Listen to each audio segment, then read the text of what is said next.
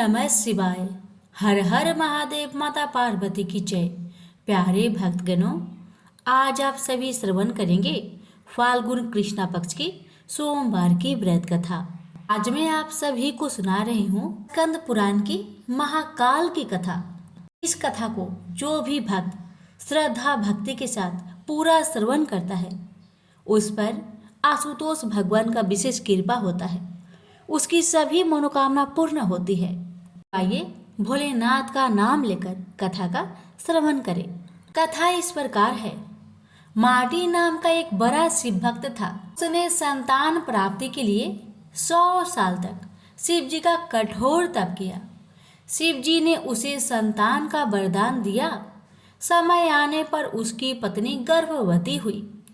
पत्नी का प्रसव 4 साल तक नहीं हुआ तो माटी को बड़ी चिंता हुई। पता चला कि गर्भ का बालक कालमार्ग नामक राक्षस के डर से बाहर नहीं निकल रहा। माटी ने कालमार्ग से डरने के कारण अपने पुत्र का नाम रखा कालभीति। कालभीति जन्म से ही परम शिव भक्त थे। बड़ा होते ही कालभीति घोर तपस्या में लगे। बेल के पेड़ के नीचे पैर के अंगूठे पर खड़े हो वह 100 वर्षों तक एक बूंद भी पानी पिए बिना मंत्रों का जाप करते रहे।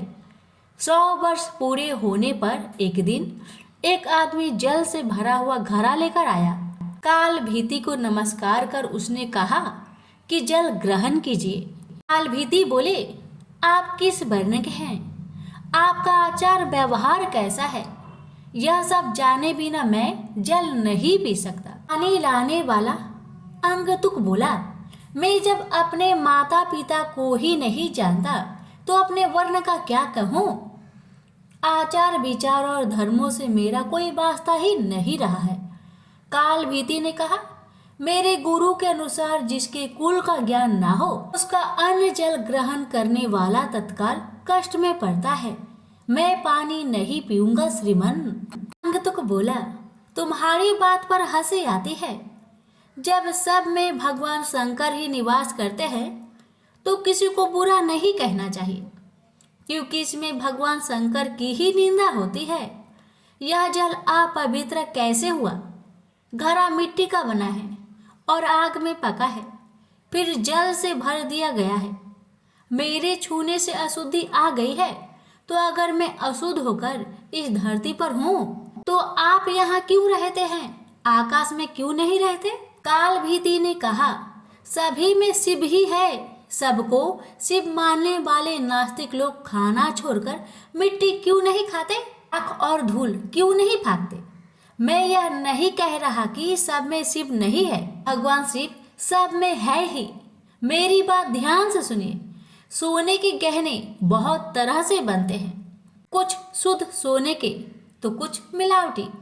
खरे खोटे सभी आभूषणों में सोना तो है ही। इसी प्रकार ऊंच नीच शुद्ध अशुद्ध सब में भगवान सदा शिव विराजमान है। जैसे खोटा सोना खरे के साथ मिलकर एक हो जाता है, इसी तरह इस शरीर को भी व्रत तपस्या और सदाचार आदि के द्वारा शोधित करके शुद्ध बना लेने पर मनुष्य निश्चय ही खरा सोना होकर स्वर्गलोक में जाता है। तो शरीर को खोटी अपवित्र चीजों से बिगाड़ना ठीक नहीं। जो व्रत उपवास करके शुद्ध हो गया है वह भी यदि इस तरह अशुद्ध होने लगे तो थोड़े ही दिनों में पतित हो जाएगा। इसलिए आपका दिया पानी मैं कभी नहीं पीऊंगा। काल भीति के ऐसे कहने पर अंगतुक हंसने लगा। उसने दाहिने अंगूठे से जमीन कुदेर कर एक बहुत बड़ा गड्ढा तैयार किया। फिर उसी में वह सारा जल ढुलका दिया। गड्ढा भर गया, पानी बचा रह गया।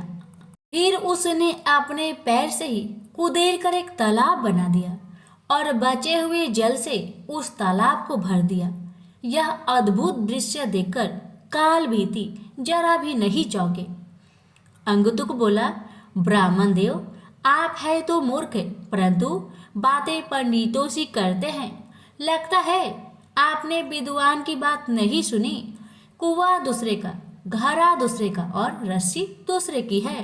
एक पानी पिलाता है और एक पीता है। सब समान फल के भागी होते हैं। ऐसा ही मेरा भी जल है। तुम धर्म के ज्ञाता हो, फिर क्यों इसे नहीं पियोगे? काल भीति ने विचार किया, यदि एक कार्य में अनेक सहायक हो तो काम करने वाले को मिलने वाला फल बंटकर समान हो जाता है। बात तो ठीक है। काल भीति ने उस मनुष्य से कहा, आपका यह कहना ठीक है। कुएं और तालाब का पानी पीने में दोष नहीं है, फिर भी आपने तो अपने घड़े के जल से ही इस गड्ढे को भरा है। यह बात सामने देखकर मैं हरगिज इसे नहीं पीऊंगा। काल भीति के हट पर वह पुरुष हंसता हुआ अंतर्ध्यान हो गया। अब काल भीति को अचरज हुआ, सोचने लगे कि यह क्या किस्सा है। इतने में ही उस बेल के पेड़ के नीचे धरती फाड़कर सुंदर चमचमाता शिवलिंग प्रकट हो गया। तब काल भीति ने कहा, जो पाप के काल है, जिनके कंठ में काला चिन्ह सुशोभित होता है तथा जो संसार के काल स्वरूप है, उन भगवान महाकाल की मैं शरण लेता हूँ। आप हमें शरण दीजिए। आपको बारंबार नमस्कार है। काल भीति की स्तुति पर महादेव उस लिंग से प्रकट हुए और कहा, ब्राह्मण, तुमने इस महातीर्थ में रहकर मेरी जो आराधना की है उससे मैं संतुष्ट हूँ।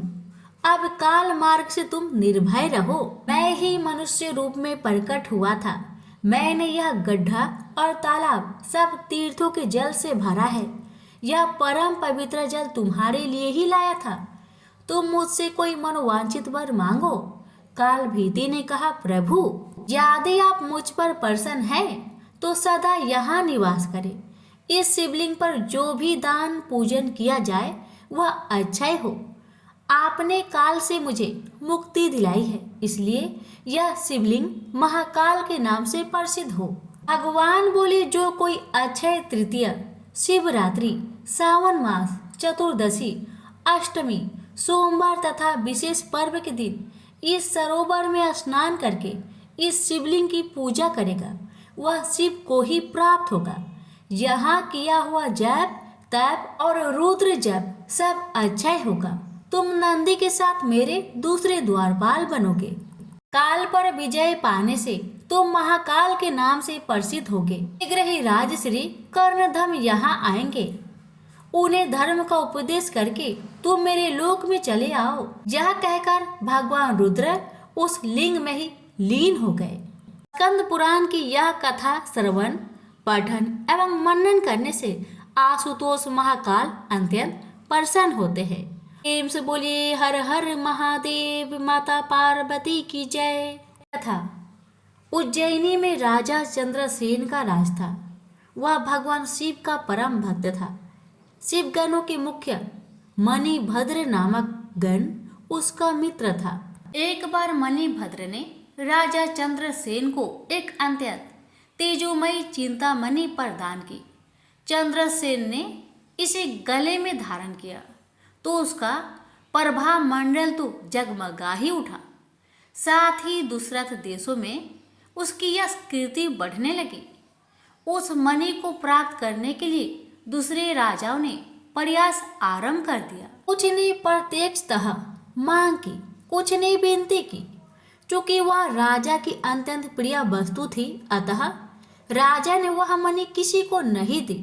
अंततः उन पर मणि आकांक्षी राजाओं ने आक्रमण कर दिया। ये भक्त चंद्रसेन भगवान महाकाल के शरण में जाकर ध्यान मग्न हो गया।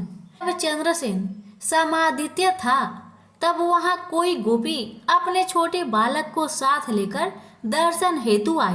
बालक की उम्र थी 5 वर्ष और गोपी विधवा थी। राजा चंद्रसेन को ध्यान मग्न देखकर बालक भी शिव की पूजा हेतु प्रेरित हुआ। वह कहीं से एक पाषाण ले आया और अपने घर के एकांत स्थल में बैठकर भक्ति भाव से शिवलिंग की पूजा करने लगा। कुछ देर पश्चात उसकी माता ने भोजन के लिए उसे बुलाया, किंतु वह नहीं आया। फिर बुलाया, वह फिर नहीं आया। माता स्वयं बुलाने आई तो उसने देखा बालक ध्यान मग्न बैठा है और उसकी आवाज सुन नहीं रहा है। तब क्रोध हो माता ने उस बालक को पीटना शुरू कर दिया और समस्त पूजन सामग्री उठाकर फेंक दी। ध्यान से मुक्त होकर बालक चेतना में आया तो उसे अपनी पूजा को नष्ट देखकर बहुत दुख हुआ। अचानक उसकी व्यथा की गहराई से चमत्कार हुआ। भगवान शिव की कृपा से वहाँ एक सुंदर मंदिर निर्मित हो गया। मंदिर के मध्य में दिव्य शिवलिंग विराजमान था एवं बालक द्वारा सज्जित पूजा यथावत थी। उसकी माता की तंद्रा भंग हुई तो वह भी आश्चर्यचकित हो गई। राजा चंद्रसेन को जब शिवजी की अनन्य कृपा से घटित इस घटना की जानकारी मिली तो वह भी उस शिव भक्त बालक से मिलने पहुंचा। अन्य राजा जो मणि हेतु युद्ध पर उतारू थे वे भी पहुंचे। सभी ने राजा चंद्रसेन से अपने अपराध की क्षमा मांगी और सब मिलकर भगवान महाकाल का पूजन अर्चन करने लगे। तभी वहां राम भक्त श्री हनुमान जी अवतरित हुए और उन्होंने गोप बालक को गोद में बैठाकर सभी राजाओं और उपस्थित जन समुदाय को संबोधित किया। रते शिवम नान्यताम गतिरस्ति शरीरिणाम एवं गोपसुतोदिष्टया शिवपूजां विलोक्य चप्पै अमन्त्रेणापि सम्पूज्य शिवं शिवं वाप्तवान् एष भक्तवरः शम्भोर्गोपाणां कीर्तिवर्धनः इह भुक्त्वाखिलान् भोगानन्ते मोक्षमवाप्स्यति अस्य वंशे स्तम्भावि नन्दो नाम महायशः प्राप्स्यते तस्य पुत्रत्वं कृष्णो नारायणः स्वयं। अर्थात शिव के अतिरिक्त प्राणियों की कोई गति नहीं है। इस गोप बालक ने अन्यत्र शिव पूजा को मात्र देखकर ही न किसी मंत्र अथवा विधि विधान के शिव आराधना कर शिव तत्व सर्वविध मंगल को प्राप्त किया है। यह शिव का परम श्रेष्ठ भक्त समस्त गोप जनों की कृति बढ़ाने वाला है। इस लोक में यह अखिल अनंत सुखों को प्राप्त करेगा, वह मृत्यु उपरांत मोक्ष को प्राप्त होगा। इसी के वंश का 8वां पुरुष महायशस्वी नंद होगा, जिसके पुत्र के रूप में स्वयं नारायण कृष्ण नाम से प्रतिष्ठित होंगे। कहा जाता है भगवान महाकाल तब से ही उज्जैनी में स्वयं विराजमान है। हमारे प्राचीन ग्रंथों में महाकाल की असीम महिमा का वर्णन मिलता है। महाकाल साक्षात राजाधिराज देवता माने गए हैं। महाशिवरात्रि के दिन समूचा शहर शिवमय हो जाता है। चारों ओर बस शिव जी का ही गुंजन सुनाई देता है। सारा शहर बाराती बन शिव विवाह में शामिल होता है। अगले दिन अमावस्या को सवेरे ही अत्यंत आकर्षक दर्शन होते हैं। नयनाभिराम साज सज्जा के बीच एक उत्सव धूमधाम से संपन्न होता है। भगवान शिव की यह नगरी भक्ति रस में अंकट डूबी नजर आती है। प्रेम से बोलिए हर हर महादेव, माता पार्वती की जय, महाकाल की जय। भगवान शिव की पहली पत्नी सती थी। यह विवाह उन्होंने सती के पिता दक्ष की इच्छा के विरुद्ध किया था। दक्ष उनका अपमान करने के अवसर ढूंढा करते थे। पिता के ऐसे व्यवहार से लज्जित होकर सती ने अपना शरीर त्याग दिया। उनकी मृत्यु के बाद शिव हिमालय पर जाकर फिर से तपस्या में लीन हो गए। जिस उपवन में भगवान शिव ध्यान करते थे उसके निकट ही पर्वतराज हिमवान रहता था। उसने स्वर्ग की अप्सरा मेनका से विवाह किया था। कुछ वर्ष बाद मेनका ने एक पुत्री को जन्म दिया। उसका नाम रखा पार्वती।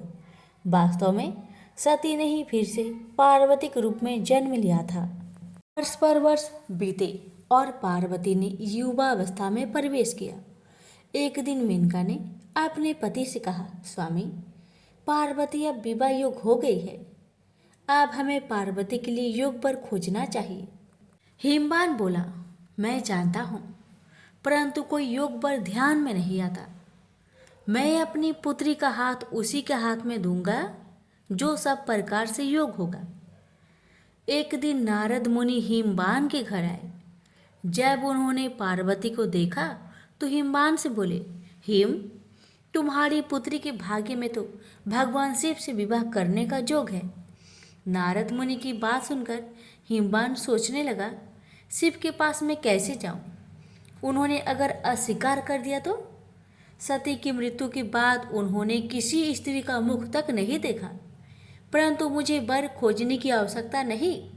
नारद मुनि की भविष्यवाणी असत्य नहीं होगी। मैं धीरज पूर्वक प्रतीक्षा करूंगा। परंतु एक दिन हिमवान का धीरज टूट गया। उसे एक विचार सूझा। वह मेनका से बोला, मैं पार्वती को शिव की सेवा करने भेजता हूँ। वो उसके रूप और गुण के प्रति आकर्षित जरूर होंगे। मेनका बोली, विचार तो बहुत उत्तम है।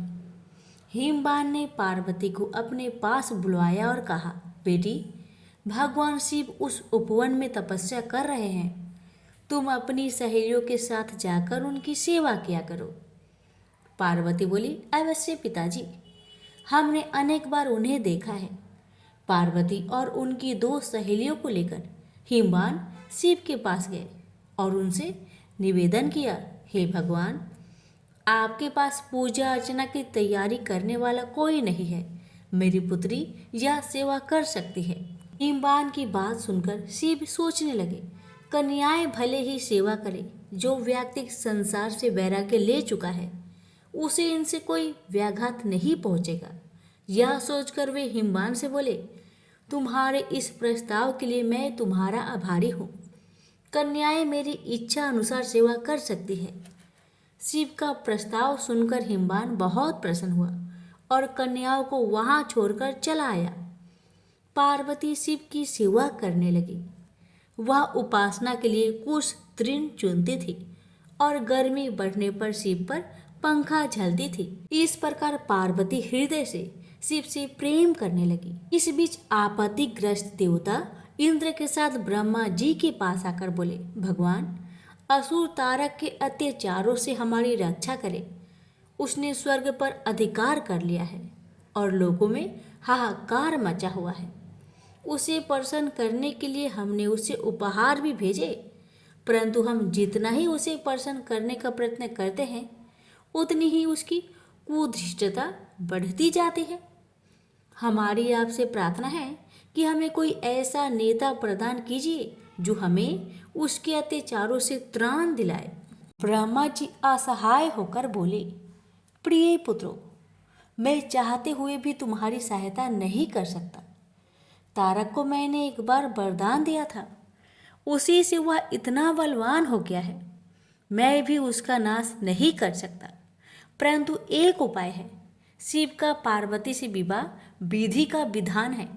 तुम जाओ और शिव पार्वती की सुंदरता का भान कराओ। शिव और पार्वती का जो पुत्र होगा वही तुम्हारा नेता बनकर तारक का वध करेगा। ब्रह्मा जी की बात सुनकर देवराज इंद्र सीधे प्रेम के देवता काम के पास पहुंचे और बोले, कामदेव, मैं तुम्हारे पास एक आवश्यक काम से आया हूँ। तुम शिव पर अपना जादू चलाओ ताकि वे पार्वती से विवाह कर ले। इंद्र की आज्ञा पाकर कामदेव अपनी पत्नी रति के साथ शिव के कुंज में पहुंचे। वहां शिव को देखा तो उनका साहस छूट गया। उसी समय पार्वती वहां से निकली तो कामदेव का फिर से साहस बंधा। पार्वती ने नतमस्तक होकर कुछ पुष्प शिव के सम्मुख रखे। यह देख शिव बोले, तुम्हें ऐसा पति मिले जो बस केवल तुमसे ही प्रेम करने वाला हो। शिव की बात सुनकर पार्वती सोचने लगी, शिव का वचन कभी मिथ्या नहीं होगा। मैं कितनी भाग्यशाली हूँ। यह सोचकर पार्वती शिव के गले में माला पहनाने ही वाली थी, तभी कामदेव का बाण निशाने पर लगा। शिव ने पूरी शक्ति से अपनी भावनाओं को बस में किया और इधर उधर देखने लगे। उन्होंने कहा, मेरे मन की शांति भंग करने का साहस किसने किया? तभी उनकी दृष्टि कामदेव पर पड़ी।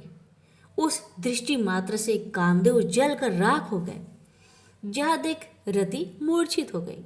शिव पार्वती की ओर आंख उठाए बिना ही कुंज में चले गए। यह देख पार्वती शोक और लज्जा से विहल हो उठी और उदास मन से अपने घर लौट गई। उधर जब रति की मूर्छा टूटी तो उसने सोचा, जब मेरे पति ही नहीं रहे तो मैं जीकर क्या करूंगी? अच्छा यही है कि मैं भी मरकर उनके पास पहुंचूं। वह यह सोच ही रही थी कि तभी आकाशवाणी हुई, जीवन मत त्याग। पार्वती तपस्या करके शिव को वर के रूप में पाएगी और उनके विवाह के दिन तेरा पति पुनर्जीवित होकर फिर से तुझे मिलेगा। आकाशवाणी सुनकर रति को ढढस बंधा और वह उस दिन की प्रतीक्षा करने लगी। उधर शिव के व्यवहार से पार्वती को बहुत दुख हुआ, परंतु उसके प्रेम में कमी नहीं आई। वह सोचने लगी, मेरा सौंदर्य उन्हें आकर्षित नहीं कर सका, परंतु मैं हार नहीं मानूंगी। सौंदर्य से नहीं तो मैं अपनी तपस्या और भक्ति से उन्हें प्राप्त करूंगी। यह सोचकर उसने अपना निर्णय अपने माता पिता को बताया। पार्वती के निर्णय के आगे माता पिता को झुकना पड़ा और उसे आशीर्वाद देकर विदा किया। सुंदर वस्त्रों तथा आभूषणों का त्याग करके पार्वती कुंज में तपस्या करने बैठ गई। कई वर्ष बीत गए, परंतु पार्वती ने आशा नहीं छोड़ी। एक दिन वह जल कुंड में प्रवेश करने से पहले पूजा अर्चना की तैयारी कर रही थी कि एक युवक ऋषि उनसे मिलने आया। उसने पार्वती से कहा, तुम्हारा यह सुकुमार शरीर कैसे ये कठिन कर्म करता है जो तुम्हारी आत्मा उसे करवा रही है? तुमने संसार को दिखा दिया है कि सुंदरता और पवित्रता एक दूसरे को नष्ट करने के लिए नहीं है। तुम्हारे आचरण ने तुम्हारे पिता के गौरव को और बढ़ाया है। सुकुमारी, तुमने यह कठिन तपस्या का व्रत क्यों लिया है? घर लौट जाओ। सुकुमारी, तुम तपस्या त्याग दो। जो सिद्धियां मैंने प्राप्त की है उनमें से आधी मैं तुम्हें दूंगा, लेकिन कृपया तपस्या का कारण बता दो। पार्वती ने अपनी सखी से कारण बताने को कहा तो सखी ने कहा, मेरी सखी पार्वती ने शिव का प्रेम जीतने का निश्चय किया है। अपने सौंदर्य से तो यह उन्हें नहीं रिझा सके, अतः तपस्या और त्याग का सहारा लिया है। सखी की बात सुनकर ऋषि ने पार्वती से कहा, क्या यह सत्य है या तुम्हारी सखी हंसी कर रही है? पार्वती बोली, यह सत्य है ऋषिवर। मैं शिव की पूजा करती हूँ। मुझे विश्वास है तपस्या और भक्ति से एक दिन में उनका प्रेम प्राप्त करने में सफल हो जाऊंगी।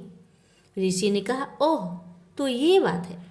मैं शिव को जानता हूँ। वह तो अपने सारे शरीर पर भस्म रमाए रहता है, आग उससे लिपटे रहते हैं, चर्म धारण करता है। तुम्हारी जैसी सुंदर युवती कैसे उसकी पत्नी हो सकती है? वह निर्धन है, अघोर है, यह सारा संसार जानता है। वह तुम्हारे योग्य नहीं है। उसका विचार त्याग दो और कोई दूसरा व्यक्ति चुन लो। ऋषि की बातें सुनकर पार्वती क्रोधित होकर बोली, चुप रहो। महान आत्मा को महान आत्मा ही पहचान सकती है। नीच प्राणी उच्च विचारों को समझ नहीं सकता। तुम्हारा वचन तुम्हारी दुर्भावनाओं का सूचक है। शिव दिखावे से नहीं प्रभावित होते हैं, न किसी को प्रभावित करते हैं।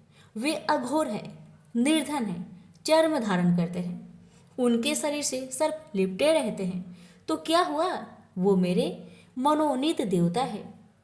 उनमें चाहे दुर्बलताएं अधिक हो और गुण कम, फिर भी मैं उन्हें चाहती हूँ। पार्वती की सहेलियां यह सुनकर चकित रह गई।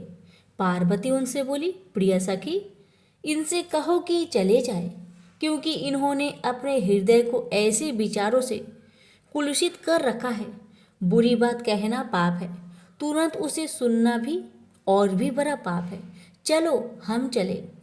क्रोध से भरकर पार्वती जैसे ही चलने को हुई, ऋषि ने जल्दी से आगे बढ़कर उसका मार्ग रोक लिया। देखकर पार्वती आश्चर्य हो गई।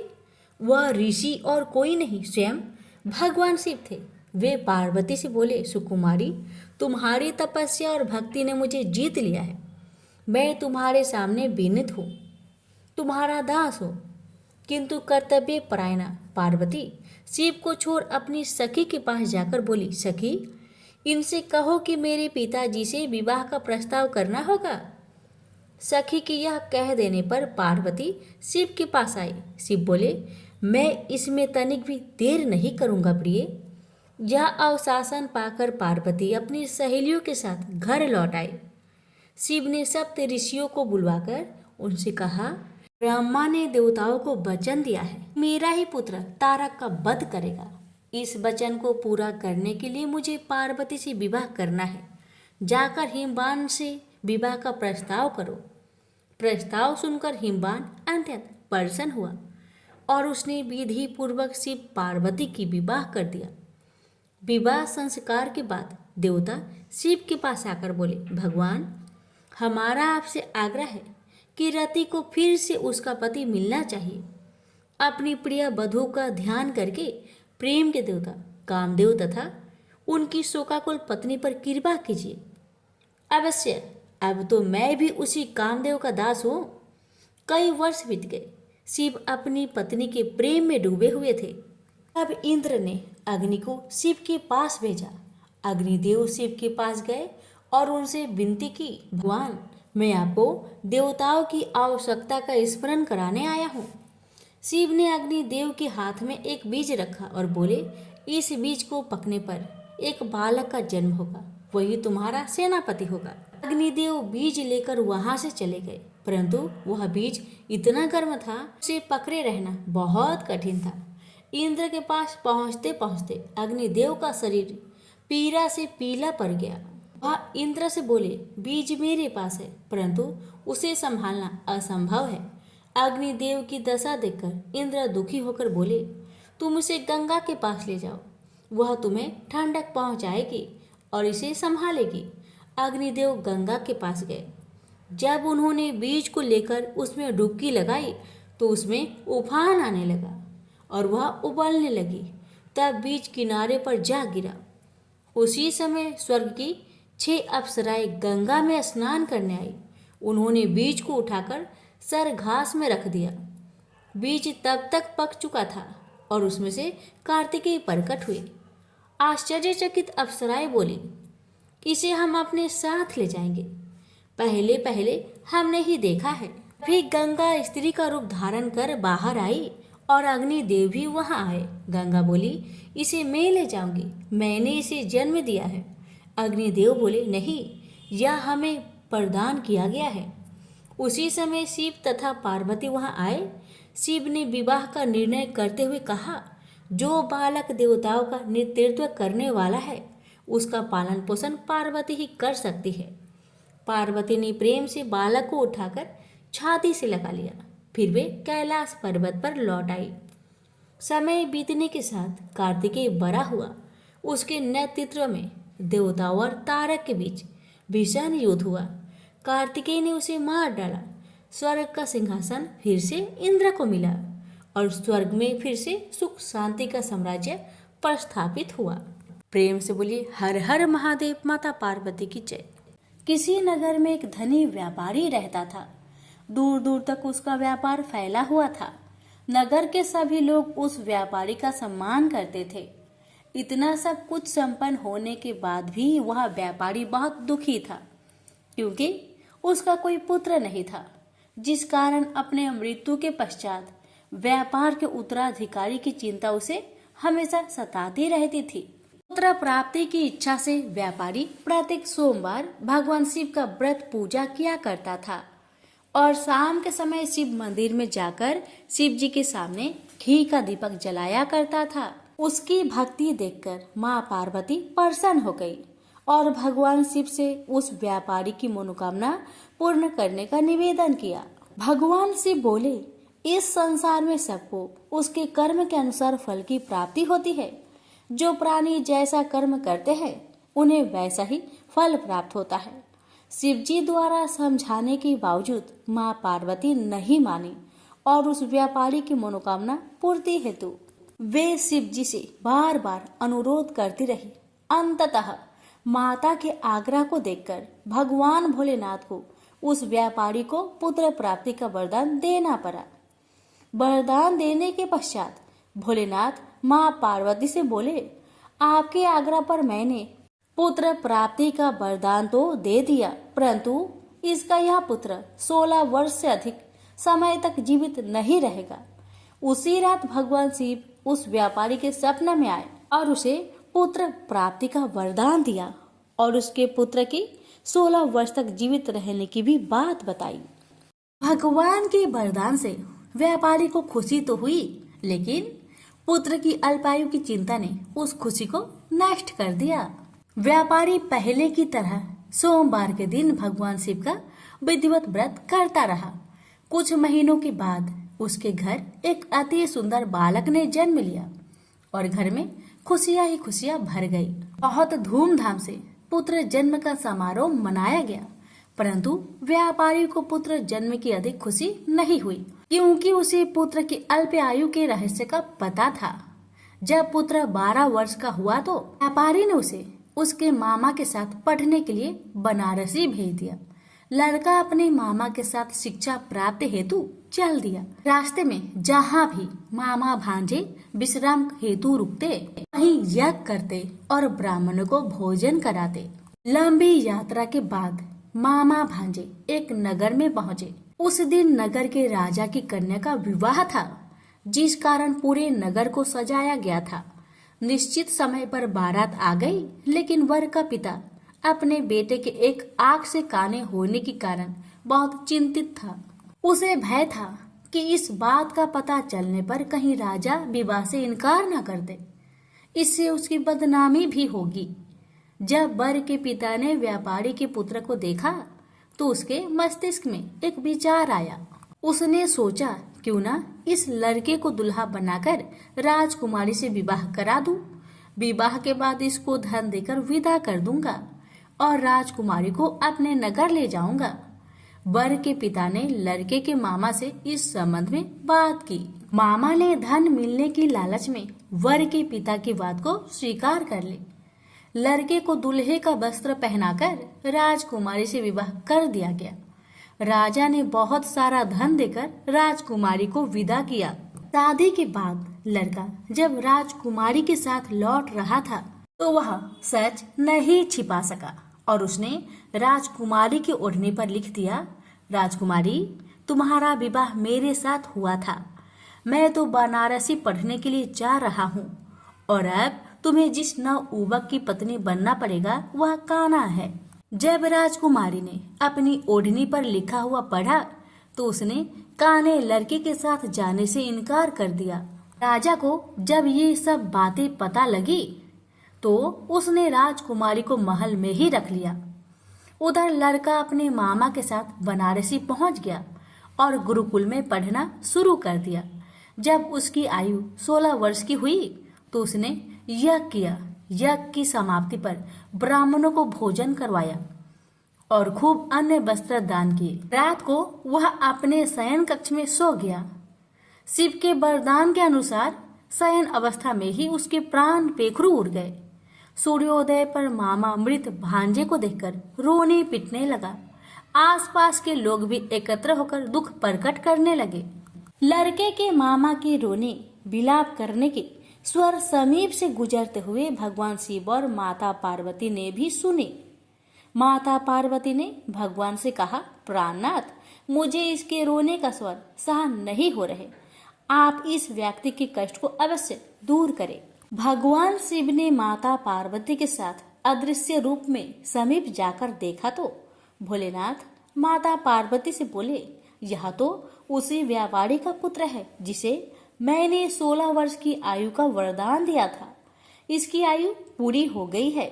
माँ पार्वती ने फिर भगवान शिव से निवेदन कर उस बालक को जीवन देने का आग्रह किया।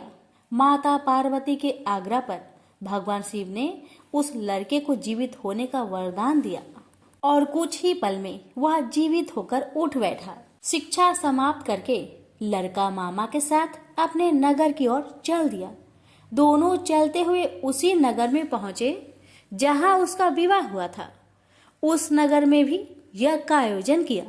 समीप से गुजरते हुए नगर के राजा ने यज्ञ का आयोजन देखा और उसने तुरंत ही लड़के और उसके मामा को पहचान लिया।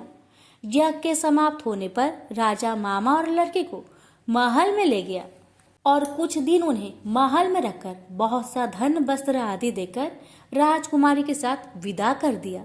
इधर भूखे प्यासे रहकर व्यापारी और उसकी पत्नी बेटे की प्रतीक्षा कर रहे थे। उन्होंने प्रतिज्ञा कर रखी थी कि यदि उन्हें अपने बेटे की मृत्यु का समाचार मिला तो दोनों अपने प्राण त्याग देंगे। परंतु जैसे ही उसने बेटे के जीवित वापस लौटने का समाचार सुना तो वह बहुत परेशान हुआ। वह अपनी पत्नी और मित्रों के साथ नगर के द्वार पर पहुंचा। अपने बेटे के विवाह का समाचार सुनकर पुत्र वधू राजकुमारी को देखकर उसकी खुशी का ठिकाना न रहा। उसी रात भगवान शिव ने व्यापारी को सपने में आकर कहा, हे श्रेष्ठी, मैंने तेरे सोमवार व्रत करने और व्रत कथा सुनने से प्रसन्न होकर तेरे पुत्र को लंबी आयु प्रदान की है। पुत्र की लंबी आयु जानकर व्यापारी बहुत प्रसन्न हुआ। शिव भक्त होने तथा सोमवार का व्रत करने से व्यापारी की सभी मनोकामनाएं पूर्ण हुई। इसी प्रकार जो भक्त सोमवार का विधिवत व्रत करते हैं और व्रत कथा सुनते हैं, उनकी सभी इच्छाएं पूरी होती है। उनसे बोलिए उमापति शंकर भगवान की जय।